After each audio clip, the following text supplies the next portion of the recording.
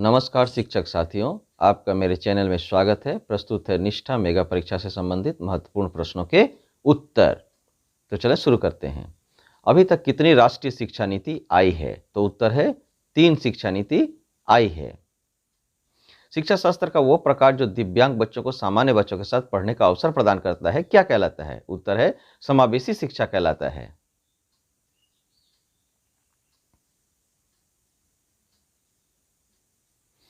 NEP 2020 स्कूली शिक्षा के मौजूदा 10+2 डिजाइन को किस में बदलने का प्रस्ताव है? तो उत्तर है 5+3+3+4 में बदलने का प्रस्ताव है।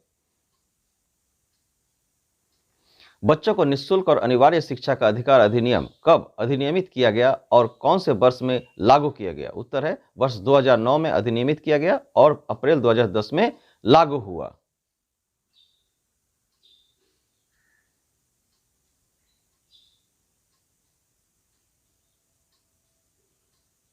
भारत में शिक्षा पर पहली और दूसरी राष्ट्रीय नीति को किन किन वर्षों में तैयार किया गया था? तो उत्तर है 1968 में और 1986 में तैयार किया गया था।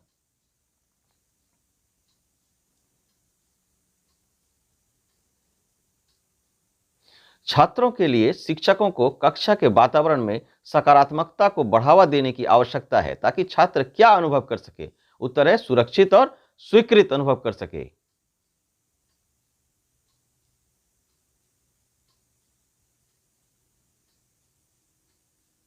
शिक्षक छात्रों को वास्तविक चिंता और रुचि का संप्रेक्षण कैसे कर सकते हैं? तो उत्तर है आंखों से संपर्क करके कर सकते हैं।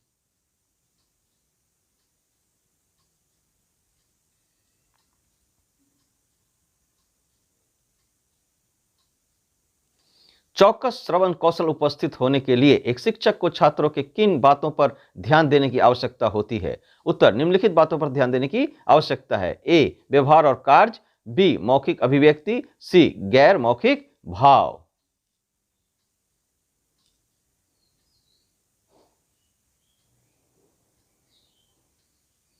तदानुभूति क्या है? तो उत्तर है किसी और की तरह महसूस करना और सोचना तदानुभूति है।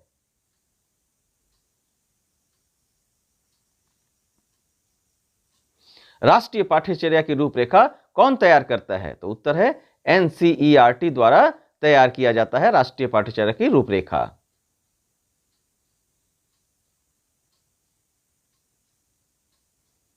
राष्ट्रीय पाठ्यचर्या की रूपरेखा में कौन कौन से तत्व शामिल है? तो उत्तर है 1 समता, 2 सामाजिक न्याय, 3 धर्मनिरपेक्षता और 4 वैज्ञानिक दृष्टिकोण शामिल होते हैं।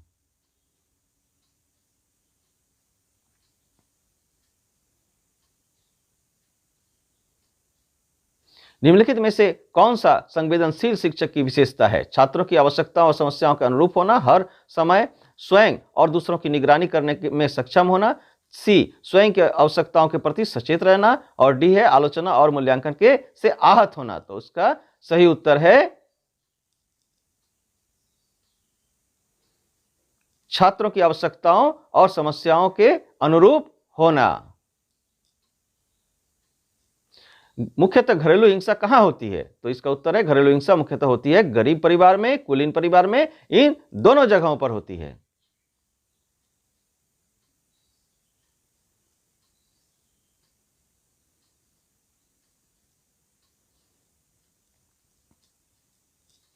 चाइल्ड हेल्पलाइन नंबर क्या है? संख्या बताएं। तो उत्तर है 1098। यह टोल फ्री नंबर है, यह चाइल्ड हेल्पलाइन नंबर है। बच्चों के यौन शोषण की रोकथाम के लिए 2012 में कौन सा अधिनियम लागू हुआ? तो उत्तर है पॉक्सो एक्ट। यह अधिनियम लागू हुआ 2012 में। यम के 5 सिद्धांत कौन कौन से हैं? तो उत्तर है अहिंसा, सत्य, अस्त्य यानी कि ईमानदारी, ब्रह्मचर्य यानी कि संयम और अपरिग्रह यानी कि समभाव। नियम के 5 सिद्धांत कौन कौन से हैं? तो उत्तर है शौच, स्वच्छता, संतोष, तपस, स्वाध्याय, ईश्वर, प्राणिधान। भावना शब्द की उत्पत्ति लैटिन भाषा के किस शब्द से हुई है? तो उत्तर है लैटिन भाषा के शब्द मोवर से हुई है।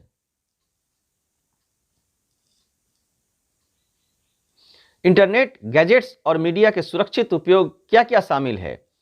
तो इसमें साइबर बदमाशी और बुलिंग, अजनबियों के साथ व्यक्तिगत विवरण साझा करना, सोशल मीडिया पर व्यक्तिगत विवरण साझा नहीं करना, और डी है सोशल मीडिया पर व्यक्तिगत स्थिति को नियमित रूप से अपडेट करना। तो इसका सही उत्तर है सी नंबर, सोशल मीडिया पर व्यक्तिगत विवरण साझा नहीं करना।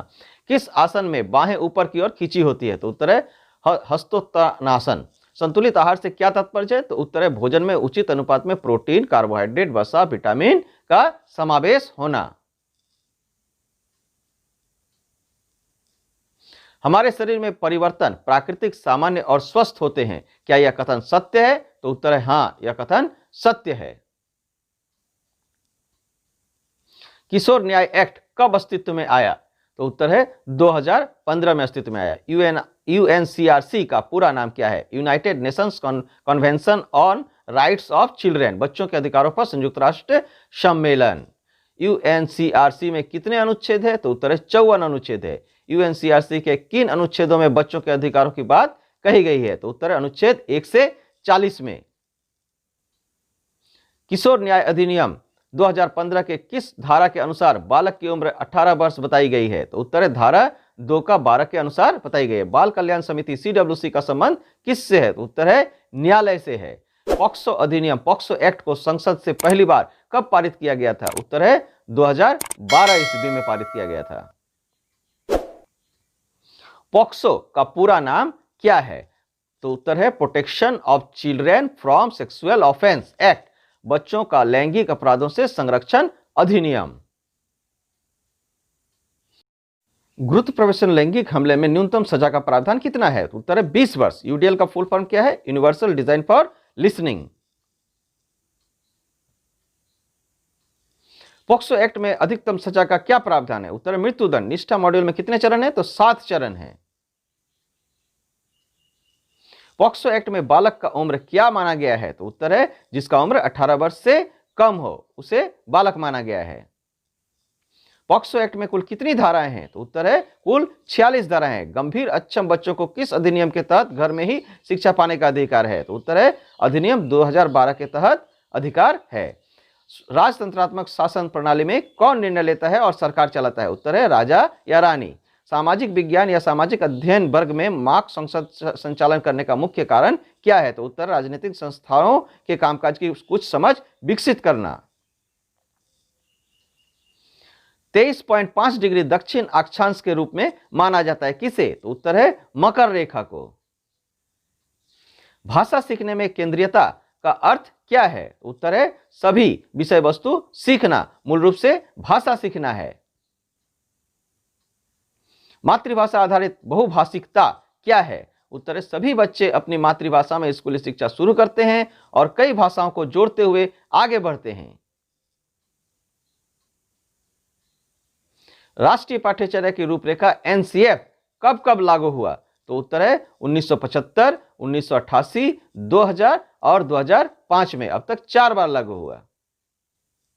निष्ठा प्रशिक्षण के माध्यम से कितने शिक्षकों को प्रशिक्षित करने का लक्ष्य रखा गया है? उत्तर है 42 लाख। एनसीईआरटी, एससीईआरटी, डाइट, बाइट, बीआरसी, सीआरसी, स्कूल, क्या यह सही क्रम है? तो उत्तर हां, यह सही क्रम है।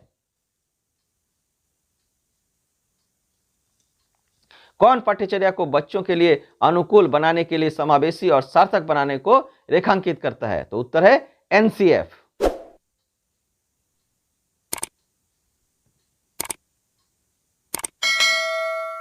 राष्ट्रीय पाठ्यचर्या की रूपरेखा को विकसित करने के लिए किसे आदेशित किया गया है?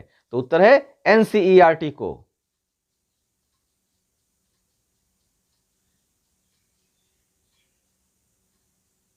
किस संविधान संशोधन के बाद बच्चों को अनिवार्य शिक्षा का मौलिक अधिकार मिला है? तो उत्तर है 86वां संविधान संशोधन से बालकों को शिक्षा का अधिकार, मौलिक अधिकार मिला है। राष्ट्रीय पाठ्यचर्या की रूपरेखा के कितने मार्गदर्शक सिद्धांत है? तो उत्तर है 5 मार्गदर्शक सिद्धांत हैं। व्यवसायिक शिक्षा क्या है? तो उत्तर सामान्य शिक्षा के पाठ्यक्रमों में व्यवसायिक विकास, कैरियर में सुधार और पार्श्व प्रवेश के अवसर प्रदान करता है व्यवसायिक शिक्षा।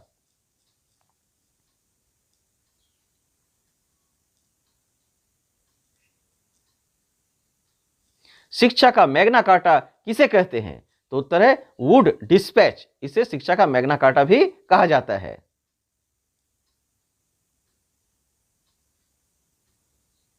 भारतीय शिक्षा आयोग किस वर्ष अस्तित्व में आया? तो उत्तर है 1882 ईस्वी को भारतीय शिक्षा आयोग अस्तित्व में आया था। हंटर आयोग का दूसरा नाम क्या है? तो उत्तर है भारतीय शिक्षा आयोग हंटर आयोग का दूसरा नाम है।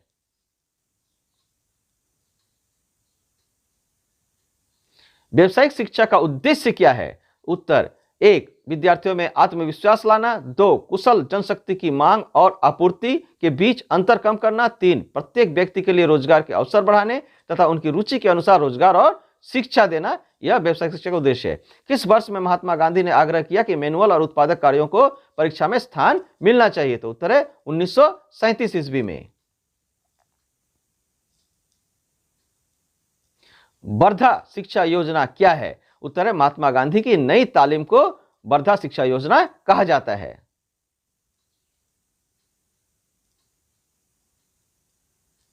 प्राथमिक और माध्यमिक विद्यालयों कक्षा 1 से 8 में व्यावसायिक शिक्षा को किस नाम से जाना जाता है? उत्तर कार्य, अनुभव या सामाजिक रूप से उपयोगी और उत्पादक कार्य के रूप में जाना जाता है। कक्षा 9वीं से 10वीं तक व्यावसायिक शिक्षा को क्या कहा जाता है? उत्तर है पूर्व व्यावसायिक शिक्षा कहा जाता है।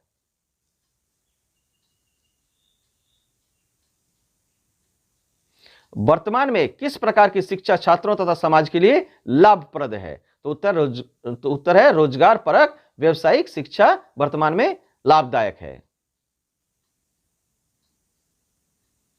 भारत में शिक्षा के व्यवसायीकरण के पहली बार सिफारिश की गई थी, किस आयोग के द्वारा यह सिफारिश किया गया था? तो उत्तर है मुदलियार आयोग के द्वारा सिफारिश किया गया था। मैकलम एस अधिसैया समिति 1978 का संबंध किस शिक्षा से है? तो उत्तर है व्यावसायिक शिक्षा से है। बहुउद्देशीय विद्यालयों की स्थापना व्यावसायिक शिक्षा हेतु किस आयोग की सिफारिश पर की गई थी? तो उत्तर है माध्यमिक शिक्षा आयोग के सिफारिश पर की गई थी। कौशल विकास और उद्यमिता मंत्रालय कब बना? तो उत्तर है वर्ष 2014 में बना। कौन सी शिक्षा शिक्षार्थियों को उन नौकरियों के लिए तैयार करता है जो मैनुअल या व्यवहारिक गतिविधियों पर आधारित है? उत्तर है तकनीकी शिक्षा। वुड और एवर्ट आयोग का संबंध किस शिक्षा से है? उत्तर है व्यावसायिक शिक्षा से है।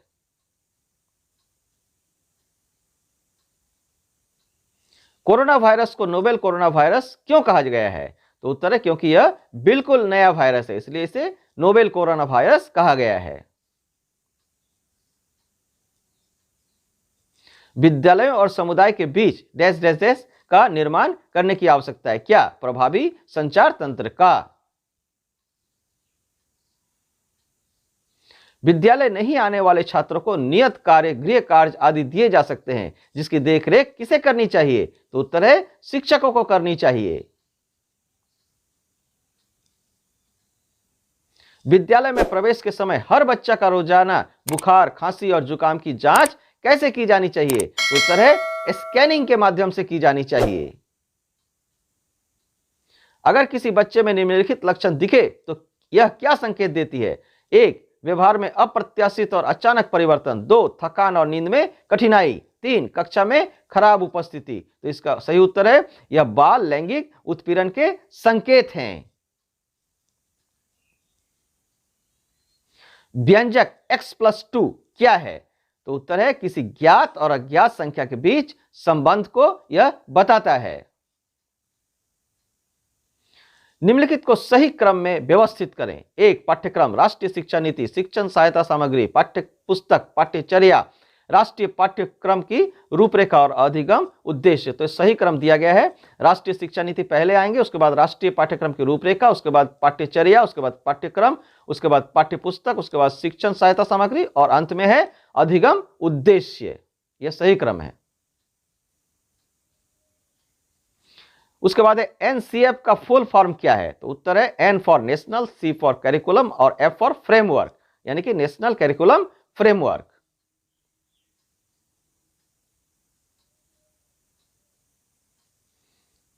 अब तक कितने एनसीएफ विकसित किए गए हैं? तो उत्तर है 4।